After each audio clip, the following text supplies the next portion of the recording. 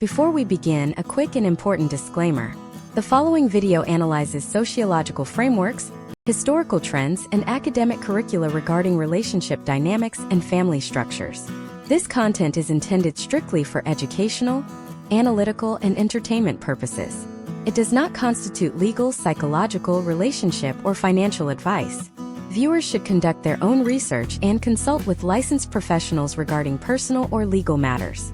Every single year, millions of college students walk into sociology, gender studies, and family psychology lecture halls across the United States.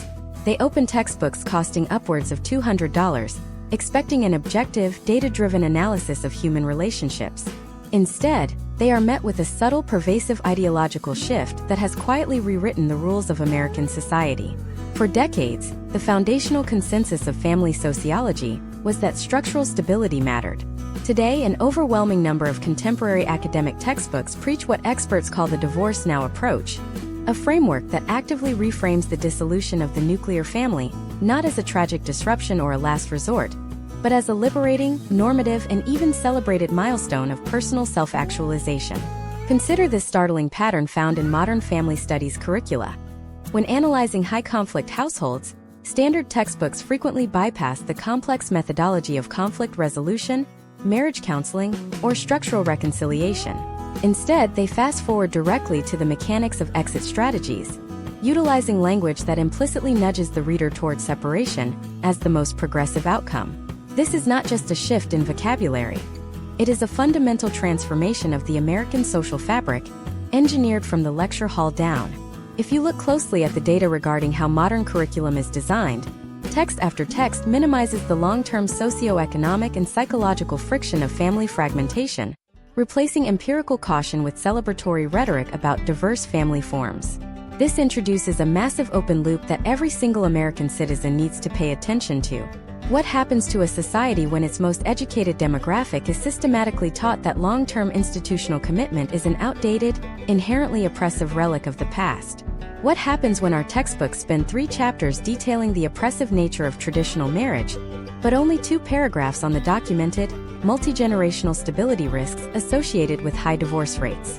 The consequences are already rippling through our legal systems, our economic structures, and our mental health statistics, creating a profound disconnect between academic ideology and real-world outcomes. This video masterclass solves a critical, high-stakes problem for you today. It strips away the complex academic jargon, the dense sociological euphemisms, and the hidden biases baked into the higher education system. It provides you with the exact analytical tools, historical trends, and case studies needed to decode what your children, your peers, or you yourself are being taught in the university system. By the end of this deep dive analysis, you will understand exactly how the divorce now framework became the dominant narrative in American textbooks, how it distorts empirical data to fit a specific cultural worldview, and how you can critically evaluate this curriculum rather than passively absorbing it. To truly understand how we arrived at this point, we must look at the specific textual evolution within these books. In the mid to late 20th century, textbooks generally approached family dissolution through a lens of crisis management.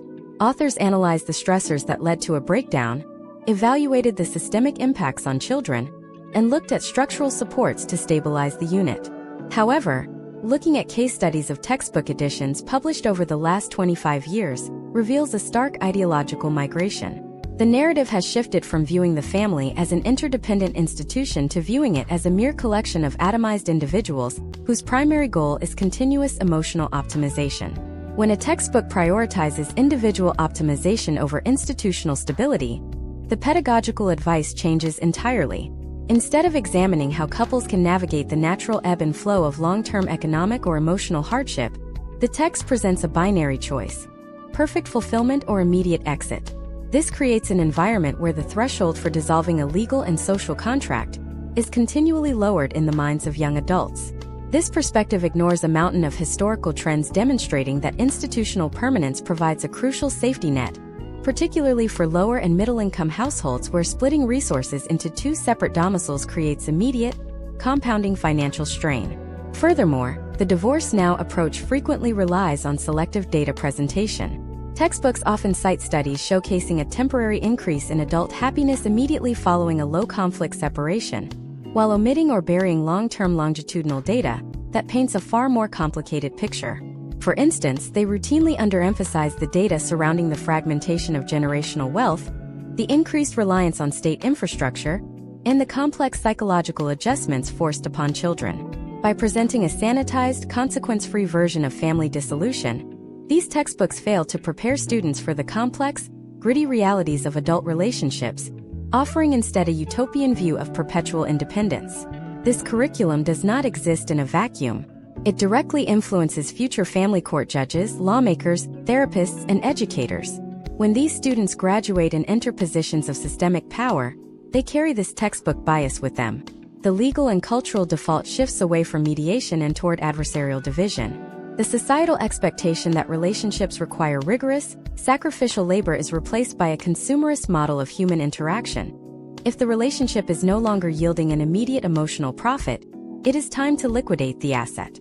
Throughout this masterclass, we will meticulously dissect the specific chapters, the exact phrasing, and the underlying ideological movements that drove this change. We will look at how quantitative data is often replaced by qualitative anecdotes in modern chapters on family dynamics, and we will contrast the textbook narratives with real-world economic and social outcomes. This is not about moralizing. It is about media literacy, academic integrity, and understanding the profound impact that textbook policy has on the future of the American family unit. To truly grasp how deeply this framework has penetrated the higher education system, we must examine the specific rhetorical shifts embedded within modern sociology curricula. When an undergraduate student opens a standard family studies manual in 2026, they are not met with an overt, aggressive demand to dismantle their relationships. Instead, the textbook employs a sophisticated linguistic strategy known as semantic reframing. This is where historical trends regarding familial disruption are systematically detached from negative outcomes and re-anchored to concepts of personal autonomy and liberation. Imagine a college student named Sarah sitting in a lecture hall today. Sarah is reading a chapter on family transitions. The textbook does not describe divorce as a structural failure or a breakdown of a social contract. Instead, the text explicitly labels it as a brave transition or a vehicle for individual self-actualization. When the textbook addresses the challenges of maintaining a long-term household, it routinely frames the desire for structural continuity as an outdated, patriarchal expectation. By altering the vocabulary, the textbook changes how Sarah perceives reality. The heavy, difficult, and often painful process of separating a household is recast as a positive, normative step toward personal growth.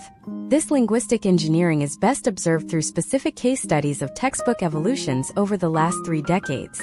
If you compare a family sociology textbook from the late 20th century to a revised edition used in universities today, you will find that chapters previously titled Marital Instability and Breakdown have been renamed to Family Diversity, Transitions, and Reconfigurations. The data remains relatively similar, but the narrative wrapping is entirely different. The modern textbook subtly instructs the student that the traditional, continuous nuclear family is merely one option among many, and not necessarily the most stable or desirable one. Let us look closely at how these textbooks handle the concept of marital conflict. In real-world scenarios, conflict within a household exists on a broad spectrum, ranging from low-level communication mismatches to severe, high-conflict situations involving safety risks. However, contemporary textbook narratives frequently flatten this spectrum. They utilize a rhetorical technique that treats low-conflict marriages experiencing standard economic or emotional rifts as if they are fundamentally identical to high-conflict, unfixable households. By blurring these lines, the curriculum implies that the potential outcomes of staying in a less-than-perfect marriage are universally detrimental to all parties involved, thereby making immediate dissolution look like the only logical, rational choice. This brings us to a critical evaluation of the data presentation surrounding the economic impacts of the divorce now philosophy. Textbooks frequently highlight the immediate post-divorce financial independence of individuals, celebrating the rise of autonomous single adult households. What they systematically underreport, however, are the long-term historical trends regarding wealth fragmentation. When a household splits, the cost of living does not divide symmetrically. Instead, 2 separate sets of rent, utilities, insurance, and childcare expenses are created out of the same initial pool of income. Case studies in consumer economics consistently show that this fragmentation creates a severe, compounding drain on generational wealth, Yet textbook chapters on family economics often gloss over these harsh financial realities in favor of narratives about personal empowerment. Consider another real-world scenario involving an American family navigating economic hardship in 2026. Under the guidance of traditional sociological frameworks, the focus would be on how the couple can leverage shared resources, split labor, and utilize familial networks to survive a financial downturn. But when a young professional has been trained by modern textbooks to view relationships through a purely transaction-based lens, the calculation changes. The textbook framework teaches that if the relationship is experiencing a period of economic strain that diminishes immediate personal happiness, the most progressive action is to dissolve the unit. This perspective completely ignores the stabilizing effect that institutional permanence has historically provided during macroeconomic crises. Furthermore, the textbook narrative heavily skews the discussion on child development and well-being. Modern family studies curriculum frequently relies on selective citations from short-term studies to argue that children are remarkably resilient, and that the disruption of their primary domestic structure has minimal long-term impact. They present the concept of the binuclear family, where children move between two separate households, as a seamless, easily manageable arrangement. The text carefully avoids a deep dive into longitudinal case studies that track these children over 20 or 30 years. These long-term studies often reveal significant, ongoing friction regarding educational attainment, emotional stability, and the ability to form stable relationships in their own adult lives. By hiding the long-term friction behind a wall of celebratory language, textbooks create an intellectual echo chamber. Professors assign the reading, students repeat the concepts on exams, and future professionals internalize the philosophy. This creates a self-fulfilling prophecy within American society. When young adults encounter the inevitable, predictable friction points of a long-term commitment, they do not look for tools to repair the structure. They look for the exit door, fully convinced by their academic training that doing so is the most enlightened, progressive path available to them. The curriculum also utilizes a highly biased approach to historical context. Textbooks consistently paint the mid-20th century American family as a uniquely oppressive, rigid institution, using it as a foil to make the modern fragmented landscape look vastly superior. They fail to provide a balanced historical analysis that recognizes both the flaws of past eras and the profound social benefits of stability. This selective history leaves students with a distorted view of the past, making them highly susceptible to the idea that breaking away from traditional norms is always a step forward for civilization. This systematic devaluation of commitment in academic literature has created a profound cultural vacuum. But the narrative does not stop at the simple promotion of separation.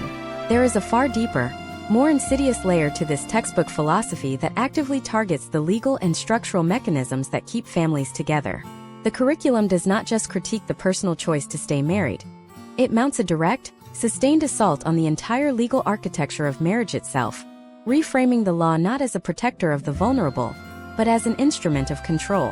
How exactly do these textbooks rewrite legal history to discourage long-term contracts?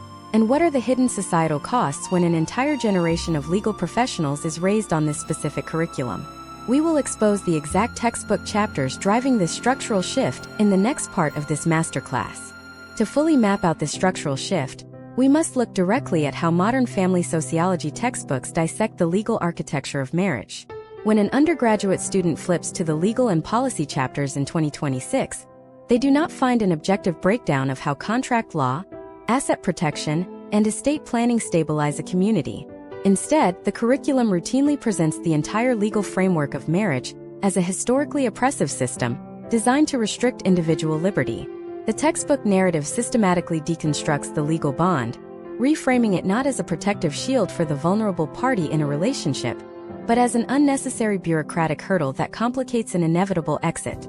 Imagine a pre-law student named Michael sitting in an advanced family policy seminar today. Michael is analyzing a case study on the historical evolution of family law in the United States. The textbook he is reading does not emphasize how the legal binding of two individuals creates a mutual safety net that reduces reliance on public assistance or protects stay-at-home parents who sacrifice career advancement for child-rearing. Instead, the text frames the legal contract of marriage as an archaic instrument of control. It focuses extensively on the history of coverture and property laws from the 19th century, using those historical realities to cast a shadow over modern, egalitarian legal agreements. By focusing almost exclusively on historical grievances, the textbook leads Michael to believe that the very concept of a binding legal commitment is fundamentally flawed. This specific legal deconstruction relies heavily on a selective analysis of the no-fault divorce revolution that began in the late 20th century. When textbooks cover the shift to no-fault legislation, they present it almost exclusively as an unmitigated triumph for personal freedom. They detail case studies where individuals were able to exit toxic situations with greater ease, which is a valid and important historical trend to study.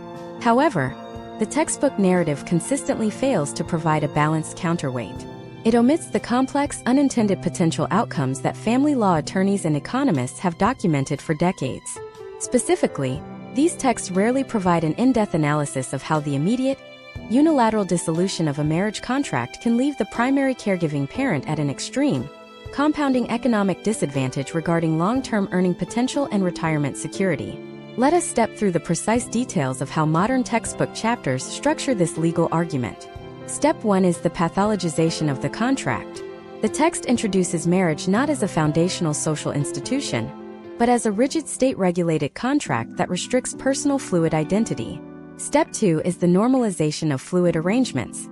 The text elevates cohabitation and temporary relationship structures to the exact same level of institutional utility as marriage, despite decades of empirical data showing that cohabitation arrangements exhibit significantly higher rates of instability and lower rates of long-term asset accumulation. Step 3 is the glorification of the clean break. The text details the mechanics of asset division and custody battles, not as devastating, high-friction disruptions, but as standard administrative reconfigurations that open the door to superior personal opportunities. By structuring the curriculum this way, textbooks create a generation of future family court judges, mediators, and legal scholars who view the preservation of a family unit as an unworthy goal. When a system is trained to view the dissolution of a contract as the default, progressive solution to interpersonal friction, the entire legal apparatus shifts. Instead of encouraging mediation strategies that seek to repair and restabilize a household, the legal system becomes an assembly line designed to process separations as quickly and efficiently as possible. This ideological shift has direct, real-world consequences for middle-class American families who find themselves caught in a system that views their desire to save their marriage as an outdated sentimentality rather than a rational socioeconomic strategy. Consider another real-world scenario involving a young professional named Jessica in 2026. Jessica has been influenced by the prevailing academic viewpoint that keeping her finances entirely separate from her partner and avoiding long-term legal commitments is the only way to maintain her independence. When she enters a long-term relationship, she avoids the legal protections of a formal marriage contract, relying instead on informal cohabitation. When that relationship eventually encounters standard financial and emotional stress points, the lack of a formal, binding contract makes walking away incredibly simple. The textbook framework would celebrate this as a seamless transition. But what the textbook leaves out of its case studies is that Jessica now faces the full brunt of moving expenses, doubled housing costs, and fragmented resources completely alone, without any of the legal mediation or equitable distribution protections that a formal marriage contract would have provided. This systematic bias against permanent legal structures extends deeply into how textbooks interpret domestic tax policy, inheritance laws, and health insurance frameworks. Modern textbooks often frame the tax benefits and legal privileges extended to married couples not as an incentive for social stability, but as an unfair, discriminatory practice that penalizes alternative lifestyles. They teach students to view these long-standing legal incentives as systemic biases that need to be dismantled. This perspective completely ignores the foundational economic reality that stable, long-term family units provide a massive net benefit to the state by producing self-sufficient individuals and reducing the overall burden on social safety nets. Furthermore, when textbooks analyze the impact of family structure on public policy, they consistently substitute structural analysis with ideological assertions. If a dataset shows that children from stable, two-parent households statistically achieve higher educational and economic outcomes, the modern textbook will often go through immense rhetorical contortions to attribute this entirely to external variables like socioeconomic status or systemic privilege, completely dismissing the independent stabilizing variable of the family structure itself. By teaching students that the structure itself is irrelevant, the textbook effectively eliminates the value of commitment from the sociological equation. This creates an intense intellectual friction point within American higher education. Students are being handed an analytical framework that is completely decoupled from the actual empirical realities of human social organization. They are being trained to operate in a world where relationships are treated as temporary, disposable consumer goods, and where the legal system is viewed simply as a tool to facilitate the rapid liquidation of those relationships when the emotional return on investment temporarily drops. But this legal deconstruction is only the second layer of the broader textbook agenda. The Divorce Now framework does not stop at rewriting the legal parameters of marriage. It goes a step further by completely redefining the psychological nature of human happiness itself, substituting long-term resilience with short-term emotional gratification. How exactly do these textbooks utilize pseudo-psychological theories to convince students that enduring any level of relationship discomfort is inherently damaging to their mental health? And what happens when an entire society internalizes this low-tolerance threshold for interpersonal friction? We will expose the exact psychological frameworks driving this cultural shift in the next part of this masterclass. To understand the deep psychological restructuring taking place, we must examine the specific mental health and emotional frameworks embedded within modern family psychology textbooks. When a student in 2026 analyzes chapters dedicated to relationship satisfaction, they are introduced to a highly specialized psychological model known as expressive individualism. This framework posits that the ultimate goal of human life is the relentless pursuit of personal self-discovery, emotional optimization, and individual authenticity. Within this paradigm, external institutions, long-term contracts, and social commitments are valuable only to the exact degree that they facilitate this internal journey. The moment a relationship ceases to act as a catalyst for personal growth, the textbook framework classifies that relationship as a psychological constraint. Imagine a psychology major named David studying at a major state university today. David is reading a module on relationship longevity and psychological well-being. The textbook he is holding does not frame the natural, predictable periods of emotional flatness or interpersonal friction as opportunities to develop psychological resilience, patience, or cognitive flexibility. Instead, the text routinely applies clinical terminology to standard, low-conflict relationship dips, labeling them as periods of emotional stagnation, incompatibility, or personal stifling.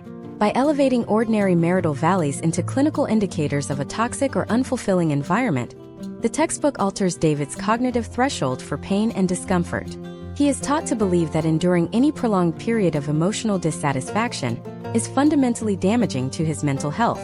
This psychological shift is driven by specific case studies of therapeutic methodologies highlighted in contemporary curricula. Historically, family psychology textbooks emphasize systems theory, which viewed the family as an interconnected organism where the stability of the whole unit was critical to the psychological health of each individual member.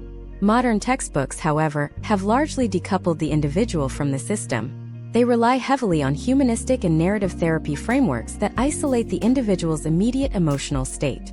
When discussing couples therapy, these texts often focus on exit counseling rather than reconciliation strategies, teaching students that a successful therapeutic outcome is defined by a clean, empowered separation rather than a restored commitment. Let us break down the exact step-by-step psychological conditioning that occurs within these chapters. Step 1 is the pathologizing of compromise. Textbooks frequently frame the act of sacrificing personal desires for the sake of a partner or a shared household, not as a prosocial relationship-building behavior, but as a dangerous erasure of boundaries or a symptom of codependency. Step 2 is the inflation of emotional harm. The text uses identical vocabulary to describe severe, high-conflict environments and low-conflict, routine relationship dissatisfaction. By using terms like emotional deprivation or psychological draining to describe a marriage experiencing a temporary dry spell, the text validates immediate exit strategies. Step 3 is the romanticization of the post-divorce identity. The curriculum consistently presents case studies of individuals who find a deeper, truer version of themselves only after dissolving their family unit, ignoring the counter-narratives of regret, loneliness, and long-term fragmentation. This psychological conditioning creates potential outcomes that are highly disruptive to American social stability.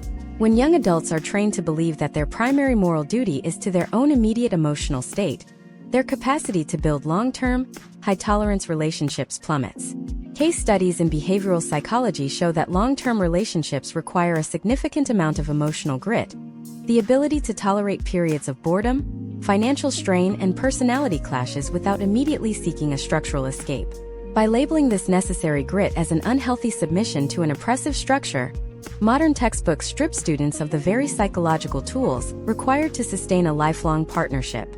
Consider another real-world scenario involving an American professional named Emily in 2026. Emily has been married for 4 years and is experiencing the standard, predictable drop in romantic intensity that clinical psychologists refer to as the end of the honeymoon phase. She feels a sense of emotional flatness and wonders if she and her partner have grown apart. If Emily consults contemporary academic literature or professionals trained under this textbook curriculum, she will find a vast apparatus ready to validate her doubts. The framework tells her that if she is not actively thriving, expanding her horizons, and feeling completely fulfilled every single day, her marriage is acting as a cage. The textbook model does not encourage her to look inward, practice gratitude, or invest deeper energy into her spouse. It subtly coaxes her to view separation as the ultimate act of self-care. What these textbooks omit from their psychological analyses are the documented historical trends regarding the long-term benefits of enduring relationship distress. Longitudinal case studies tracking couples who reported high levels of marital unhappiness find that a vast majority of those who choose to stay together and work through the friction report being significantly happier 5 years later. Modern textbooks rarely feature these studies. They choose instead to focus on short-term, cross-sectional data that captures the initial spike of relief felt immediately after a separation, presenting a skewed reality that suggests running away from a problem is psychologically superior to solving it. Furthermore, this pseudo-psychological approach has a devastating impact on how students view the emotional development of children. Textbooks frequently utilize the happy parent, happy child theory, an unscientific assertion that a child's psychological well-being is solely dependent on the emotional self-actualization of the parent. The narrative claims that if a parent is unfulfilled in a marriage, the child will inevitably suffer, and therefore, getting a divorce is actually a selfless act that benefits the child's mental health. This simplistic narrative ignores a massive body of developmental psychology showing that, outside of high conflict or abusive situations, children experience significantly better psychological, educational, and social outcomes when raised in a stable, continuous two-parent home, even if that home is experiencing a period of low-level emotional flatness. By embedding this hyper-individualistic psychological model into the higher education curriculum, textbooks are actively reshaping the baseline expectations of the American public. They are transforming marriage from a resilient, weatherproof social institution into a fragile, fair-weather emotional arrangement. Students graduate with a profound inability to distinguish between a temporary marital rough patch and an unfixable disaster, leaving them highly vulnerable to the exact patterns of relationship instability that the textbooks claim to neutrally observe. This psychological deconstruction of commitment operates hand-in-hand with the structural and legal shifts we have already uncovered, creating a comprehensive, multi-layered ideological system. But there is a final, highly contentious dimension to this textbook phenomenon that must be brought to light. The Divorce Now framework does not just alter personal and psychological expectations. It actively utilizes highly manipulative statistical methodologies to distort the real-world data regarding family structures, presenting flawed metrics as absolute scientific truths. How exactly do textbook authors manipulate sociology data, drop crucial control variables, and hide the true socioeconomic costs of family breakdown from undergraduate students? We will expose the exact statistical illusions and data manipulation tactics in the next part of this masterclass. To dismantle the statistical illusions embedded within modern sociology curriculum, we must examine the precise quantitative methodologies utilized by textbook authors in 2026. When undergraduate students analyze demographic data regarding family structures, they are rarely presented with raw, unmanipulated longitudinal statistics. Instead, the curriculum employs specific data manipulation tactics designed to sanitize the societal impacts of high dissolution rates. The most pervasive of these tactics is the deliberate omission of critical control variables, followed closely by the utilization of cross-sectional snapshots to represent long-term life cycle trajectories. By masking the compounding negative variables associated with continuous family fragmentation, textbook authors construct a statistical reality that validates the Divorce Now philosophy under the guise of objective science. Imagine a sociology student named Ryan sitting in a computer lab today, working on a data analysis assignment. Ryan is looking at a series of charts in his textbook that track the socioeconomic outcomes of children raised in single-parent households versus continuous two-parent households. The textbook presents a graph showing that when you control for baseline maternal education and initial income, the achievement gap between the two groups shrinks significantly. The textbook text then asserts that family structure itself is not a causal variable, claiming instead that material resources are the only factor that truly matters. What the textbook actively hides from Ryan is a classic statistical illusion known as controlling for the mediator. By controlling for income, the textbook ignores the foundational reality that the dissolution of the family structure is the very event that caused the catastrophic drop in income in the first place. This methodological sleight of hand can be broken down into a step-by-step process of data manipulation that occurs across multiple standard textbooks. Step 1 is the isolation of data points. Authors select a highly specific, short-term window, typically 12 to 24 months post-separation, to measure adult happiness and economic adjustment. This specific window often captures a temporary stabilization or a rebound from the acute crisis of the legal battle, completely ignoring the long-term, multi-decade erosion of wealth and emotional stability that manifests later in life. Step 2 is the over-reliance on qualitative anecdotes over quantitative longitudinal panels. Textbooks frequently replace rigorous statistical tables with highlighted breakout boxes featuring individual narrative case studies of a parent who successfully navigated a transition, treating a statistical outlier as the normative baseline. Step 3 involves the systematic suppression of international comparative data. Textbooks focusing on the American landscape rarely contrast U.S. family metrics with historical trends in countries that maintain higher cultural and institutional barriers to unilateral family dissolution. When we examine comparative case studies, societies that actively incentivize long-term relationship retention consistently demonstrate significantly lower rates of child poverty, reduced state expenditure on social safety nets, and higher baseline measures of community trust. By keeping the analytical focus strictly localized and context-barren, American textbooks prevent students like Ryan from recognizing that our current levels of domestic fragmentation are an historical anomaly rather than a natural, inevitable step in human evolution. Furthermore, the curriculum utilizes highly misleading terminology when reporting the baseline divorce rate itself. For years, textbooks have repeated the assertion that the divorce rate in the United States has stabilized or even declined among younger demographics. While technically accurate on a surface level, this presentation relies on a massive statistical distortion. The raw rate is declining primarily because the overall marriage rate has plummeted to historic lows in 2026. Fewer people are getting divorced because vastly fewer people are entering into formal legal marriage contracts in the first place.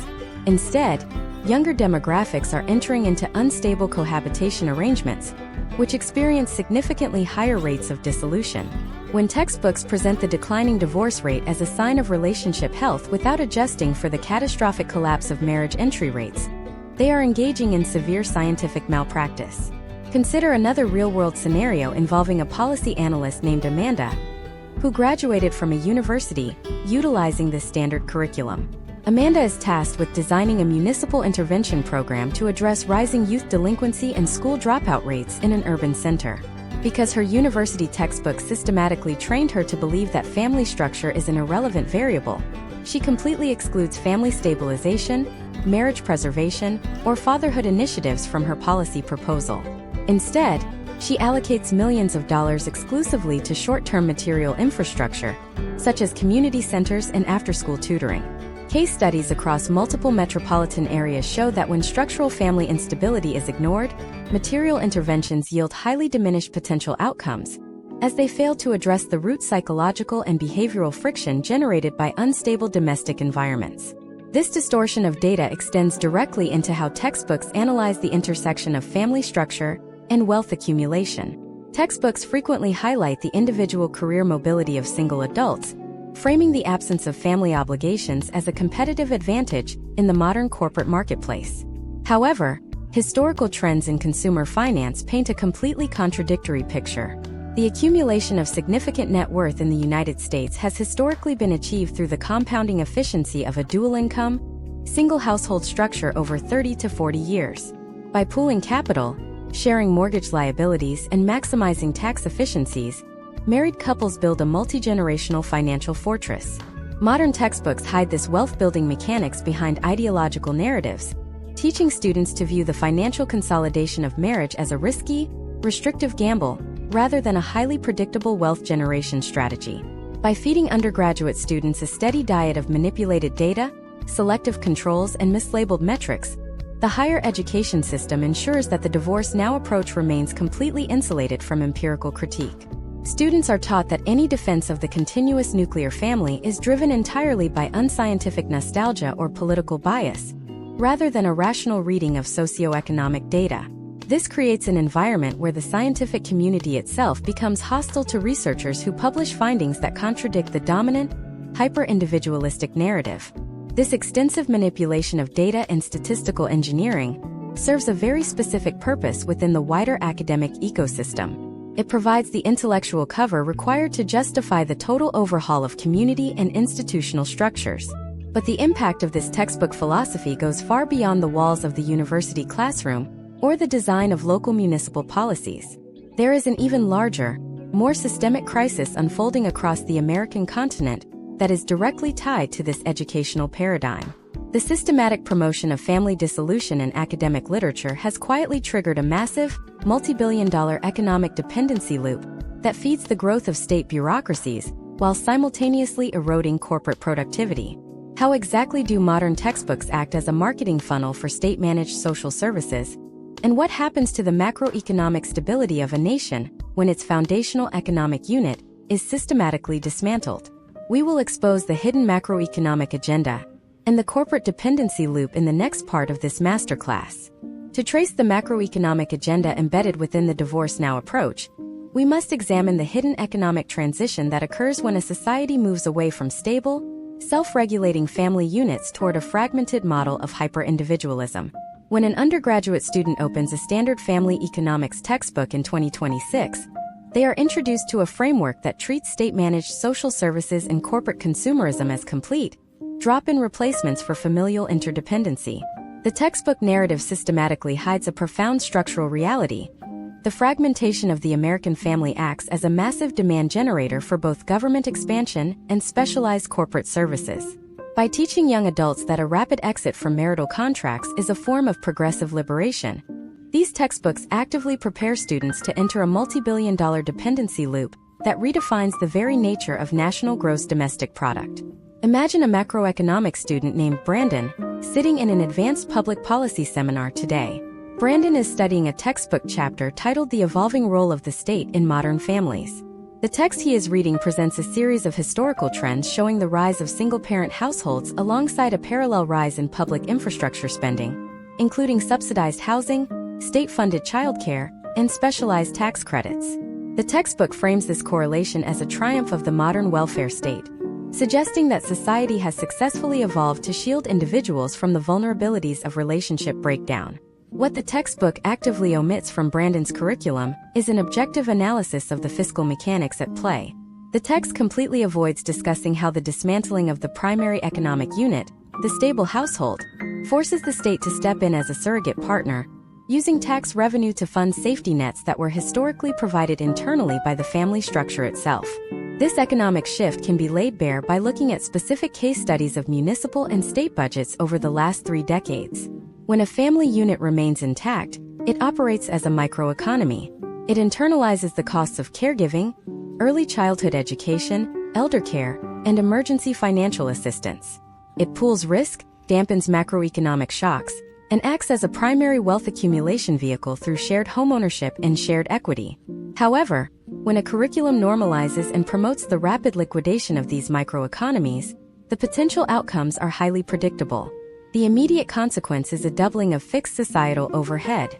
Where there was once one mortgage, there are now 2. Where there was once one set of household utilities, there are now 2. This artificial spike in demand increases consumer spending metrics on paper, but it simultaneously hollows out the actual inflation-adjusted purchasing power of the individual citizens involved. Let us break down the exact step-by-step corporate and bureaucratic dependency loop that modern textbooks fail to critique. Step 1 is the outsourcing of familial labor. When textbooks encourage an immediate transition away from a shared household during times of conflict or stagnation, they present a sanitized view of the lifestyle adjustments that follow. To maintain professional output while managing a fractured household alone, An individual must outsource tasks that were previously shared. This includes a heavy reliance on corporate childcare networks, commercial meal delivery systems, and paid domestic help.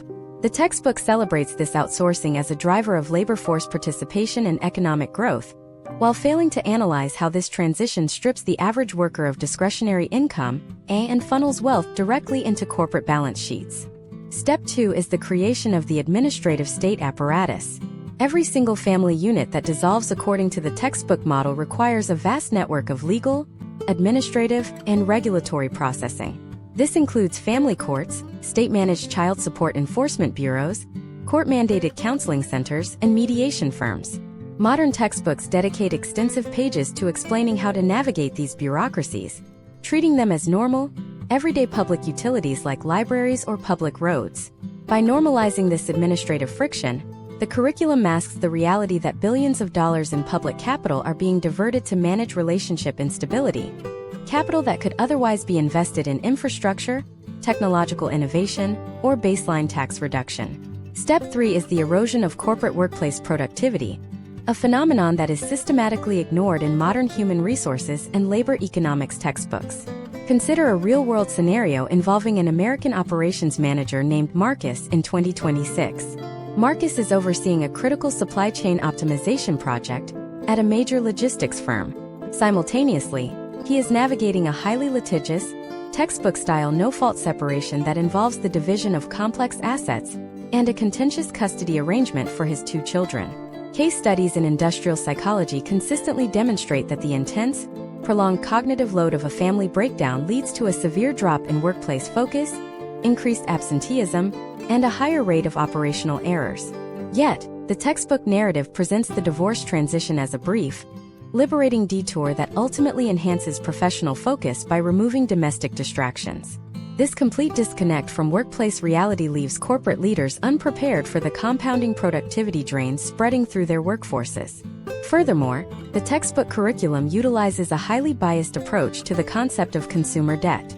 When analyzing family structures, modern texts often present single adult households as agile, flexible consumers who are highly responsive to changing economic conditions. They highlight how easily an unattached individual can relocate for a career opportunity or adjust their consumption patterns. What they carefully avoid showing students is the long-term historical data regarding debt accumulation. Individuals navigating the aftermath of a family split are statistically far more vulnerable to high-interest revolving credit cards, predatory auto loans, and compounding personal debt, precisely because they lack the financial buffer of a secondary income earner within their immediate domestic circle. By framing isolation as agility, textbooks encourage young Americans to abandon the single most effective financial defense mechanism available to the working and middle classes. This systematic blind spot in academic literature has created an entire generation of economic policymakers who view the family as a purely social sentimentality rather than a foundational macroeconomic asset. When a nation's textbooks train its brightest minds to view the preservation of relationship stability as an irrelevant or outdated objective, the resulting economic policies will naturally accelerate fragmentation. We see this today in tax codes that penalize marriage at certain income thresholds, and in municipal development plans that prioritize small, single-occupancy studio apartments over stable, family-oriented housing developments. The academic theory moves seamlessly from the lecture hall into the municipal code, locking citizens into an expensive, fragmented lifestyle. The economic deconstruction of commitment, combined with the legal distortions and psychological conditioning we have already detailed, completes a highly coordinated ideological loop. But to fully expose why this framework remains so completely unchallenged across the university ecosystem, we must look beyond the economic incentives and examine the actual institutional mechanics of the textbook publishing industry itself. The Divorce Now methodology is not maintaining its dominance purely through the power of its ideas. It is actively protected by a highly consolidated, hyper-lucrative academic monopoly that systematically suppresses dissenting research and punishes authors who attempt to reintegrate traditional stability metrics into the modern curriculum. How exactly does this multi-billion-dollar textbook cartel filter out objective family sociology data? And what are the hidden financial relationships between publishing boards, state university funding, and ideological research grants? We will expose the mechanics of the academic publishing monopoly and the censorship of stability data in the next part of this masterclass. To uncover why the divorce now approach faces virtually zero institutional resistance, we must examine the hyper-consolidated gatekeeping apparatus of the higher education publishing industry in 2026. When a student buys a textbook for an introductory sociology or family development class, they are purchasing a product controlled by a tiny handful of massive publishing conglomerates. These corporations hold a functional monopoly over collegiate learning materials, digital platforms, and standardized test questions. This extreme consolidation creates an environment where ideological conformity is highly profitable and easily enforced. The textbook cartel does not operate as a neutral mirror of consensus science. Instead, it enforces a rigid peer review and editorial pipeline that systematically filters out empirical data regarding the benefits of family permanence, labeling such data as obsolete, politically motivated, or methodologically flawed. Imagine an assistant professor of family sociology, named Dr. Robert Taylor, sitting in his office today. Dr. Taylor has spent 7 years conducting a comprehensive longitudinal panel study, tracking a cohort of working-class families across the American Midwest. His rigorous, data-driven conclusion demonstrates that marital longevity and structured relationship maintenance interventions are the primary statistical drivers of upward economic mobility for children in depressed manufacturing towns. Eager to contribute to the academic conversation, Dr. Taylor submits a proposal to integrate these findings into a major, widely used family studies textbook. The senior acquisitions editor at the publishing house immediately rejects the proposal. The feedback is cold, bureaucratic, and precise. The editorial board notes that focusing on the benefits of traditional marriage structures contradicts the current curriculum framework, which prioritizes narratives of family fluidity and individual autonomy. If Dr. Taylor wants his work included, he must reframe his data to focus exclusively on external economic policy variables rather than the internal stability of the family itself. This institutional gatekeeping relies on a step-by-step process of curricular sterilization that ensures the divorce now approach remains completely unchallenged. Step 1 is the peer review filtering matrix. When a textbook undergoes a revision cycle every 3 to 4 years, the publishing house selects a closed loop of reviewers who share the dominant ideological worldview. Any chapter draft that presents deep, granular data on the psychological or financial hazards of unilateral dissolution is quickly flagged during the review process. Reviewers use subjective, academic buzzwords to demand the removal of the data, claiming it lacks inclusivity or relies on a heteronormative baseline, regardless of how statistically sound the underlying data actually is. Step 2 is the technological lock-in via digital learning ecosystems. In 2026, students do not just buy physical books. They purchase access codes to mandatory online learning management platforms owned by the publishers. These digital ecosystems feature pre-programmed quizzes, interactive homework assignments, and automated grading metrics. The questions embedded in these digital systems are specifically written to reinforce the text's ideological slants. For example, a multiple-choice question might ask, which of the following is the most progressive outcome for an individual experiencing low-level marital dissatisfaction? The pre-programmed correct answer, which the software requires for full credit, is invariably focused on pursuing an individualistic transition or exit strategy. By automating the grading process based on a single ideological framework, the publisher makes it functionally impossible for a dissenting professor to teach an alternative perspective without tanking their students' grade point averages. Step 3 is the financial symbiotic relationship between textbook publishing boards, state university department funding, and ideological research grants. Large corporate publishers frequently fund departmental chairs, sponsor academic conferences, and offer lucrative royalties to influential professors who agree to act as lead authors on these textbooks. This creates a massive financial disincentive for any academic professional to break rank. If a department head speaks out against the flawed statistical presentation of relationship metrics within a flagship textbook, they risk losing corporate sponsorship, university prestige, and future grant allocations. The academic market is carefully structured to reward the continuous replication of hyper-individualistic theory, while starving alternative research paradigms of oxygen and funding. Consider another real-world scenario involving a university student named Chloe in 2026. Chloe is an honors student majoring in human development. She notices a glaring contradiction between the data she is reviewing in her advanced econometrics seminar, which clearly maps the multi-generational wealth-building compounding effects of continuous marriage, and the assertions made in her family sociology textbook, which claims that marriage is an inherently unstable financial arrangement for women. When Chloe raises this empirical discrepancy during a class discussion, the instructor does not engage with the economic data. Instead, the instructor references the textbook's authority, informing Chloe that her economic metrics fail to account for the modern sociological framework of expressive individualism. The textbook acts as an ideological shield, allowing the university apparatus to dismiss hard quantitative data by appealing to corporate-approved theory. This systematic censorship of stability data has far-reaching consequences for the entire scientific enterprise. When an entire discipline is trained to ignore or actively suppress data that validates long-term commitment, the overall quality of social science research degrades. Historical trends that have guided human civilization for millennia are tossed aside in favor of short-term academic trends. Textbook authors drop crucial longitudinal studies from their bibliographies, replacing them with speculative, qualitative papers that fit the progressive, individualistic narrative.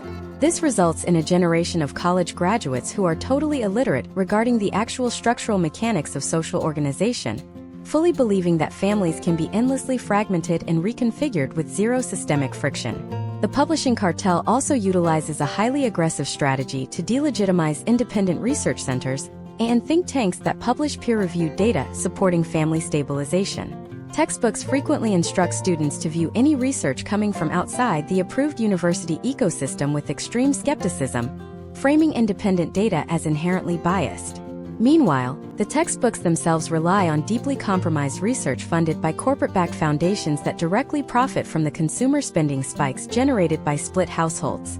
This double standard ensures that the higher education system remains completely insulated from outside critique, creating a closed intellectual loop that perpetuates the divorce now philosophy without end. This corporate academic alliance has successfully transformed the American university from an engine of objective inquiry into a highly efficient marketing funnel for a fragmented, hyper-individualistic society. Every year, millions of students are handed an intellectual map that is completely inverted, leading them directly away from the very stability and institutional security they need to thrive. But this institutional gatekeeping is only the foundation of the wider crisis. The true impact of this textbook monopoly is realized when these students leave the lecture hall and enter the workforce, carrying this distorted map directly into the absolute core of American corporate and public life. The Divorce Now framework has quietly crossed the boundary from academic theory into operational reality, triggering a massive generational shift in how our entire culture views the concepts of duty, sacrifice, and long-term investment. How exactly does this textbook bias manifest in the corporate boardroom, the design of workplace benefits, and the systematic erosion of long-term planning across our entire economy? We will expose the cultural contagion and the ultimate institutional capture in the next part of this masterclass.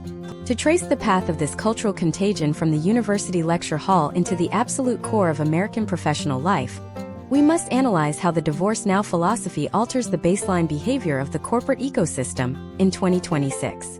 When a generation of business leaders, human resource executives, and corporate policymakers is raised on a textbook curriculum that devalues permanent institutional commitments, the companies they manage inevitably adapt to mirror that exact worldview.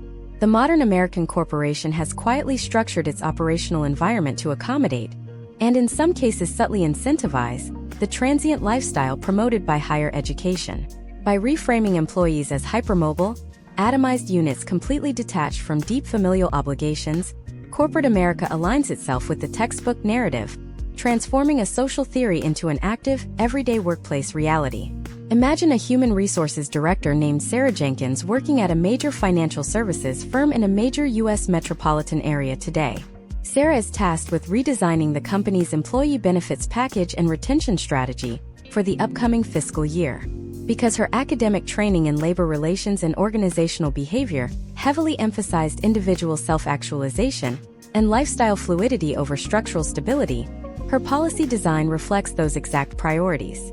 Instead of allocating corporate capital toward robust, family-stabilizing benefits like comprehensive dependent health coverage, multi-year housing relocation stipends for intact families, or localized marital counseling support programs, Sarah shifts the budget toward individualistic perks. She introduces flexible lifestyle spending accounts, single-occupancy travel vouchers, and career optimization seminars that focus exclusively on personal branding. The hidden consequence of Sarah's policy is that employees are subtly signaled that the firm values them most when they are unattached, highly mobile, and free from the complex time commitments of a permanent household. This corporate alignment with academic theory can be broken down into a precise, step-by-step institutional transformation that is currently rippling through the American economy. Step 1 is the normalization of the short-term horizon. When textbooks teach that long-term contracts like marriage are fluid and easily disposable, young professionals bring that exact low-tolerance threshold to their employment contracts. The concept of corporate loyalty drops significantly. Human resource case studies show a massive rise in job-hopping behavior, where workers change companies every 18 to 24 months to maximize short-term salary gains. This rapid turnover directly mirrors the relationship fluidity taught in family studies courses. Corporations respond not by trying to foster deep, long-term institutional loyalty, but by treating their workforce as entirely disposable, replacing comprehensive career-spanning pensions with volatile, short-term incentive structures. Step 2 is the restructuring of workplace geography and domestic mobility. Modern textbooks celebrate geographic mobility as a vital tool for personal empowerment, telling students that they must be willing to pack up and cross the country at a moment's notice to chase a professional opportunity. When corporations internalize this textbook narrative, they actively design talent acquisition pipelines that require continuous relocation. Consider a real-world scenario involving a project manager named Tyler in 2026. Tyler is a rising star at an engineering firm who has been married for 6 years. The firm offers him a promotion, but it requires an immediate relocation to a completely different state. Under a traditional sociological framework, the company would consider the immense destabilizing friction this move would place on Tyler's spouse, his children's schooling, and his extended family network, perhaps offering a remote work compromise. However, under the modern textbook-influenced paradigm, the company operates under the assumption that Tyler's primary duty is to his individual career trajectory. If his family cannot seamlessly adapt to this fragmentation, the dominant cultural narrative suggests that the relationship is simply a constraint on his potential outcomes. Step 3 is the systematic erosion of long-term capital investment and macroeconomic planning. When an entire society is trained by its educational materials to live in a state of continuous relationship transition, the collective capacity for long-term thinking plummets. This manifests clearly in the broader financial markets. The accumulation of stable, patient capital, the kind of generational wealth that historically funded major infrastructure projects, long-term research and development, and stable community businesses, is replaced by high-velocity, short-term speculative behavior. A society composed of fragmented, single-adult households naturally prioritizes immediate liquidity over 30-year investments because an individual managing a volatile lifestyle alone cannot afford to tie up capital in long-term, illiquid assets. The textbook-driven decline of family stability acts as a primary catalyst for the financialization and short-termism of the entire American economy. Furthermore, this corporate academic feedback loop utilizes highly manipulative marketing strategies to reinforce the divorce now philosophy among the general public.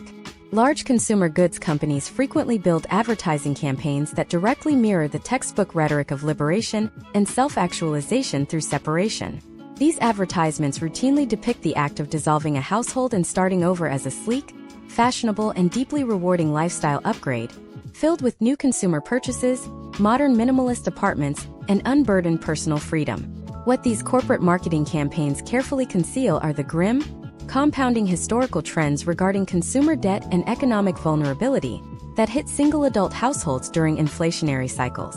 By aligning their marketing with the university curriculum, corporations ensure a continuous supply of highly dependent, high-consumption individuals who rely entirely on commercial products to replace the support systems once provided by a stable family unit. This institutional capture means that the critique of the textbook curriculum cannot remain confined to an academic debate among sociologists. The philosophy taught in the lecture hall has successfully weaponized the modern workplace against the concept of permanent commitment.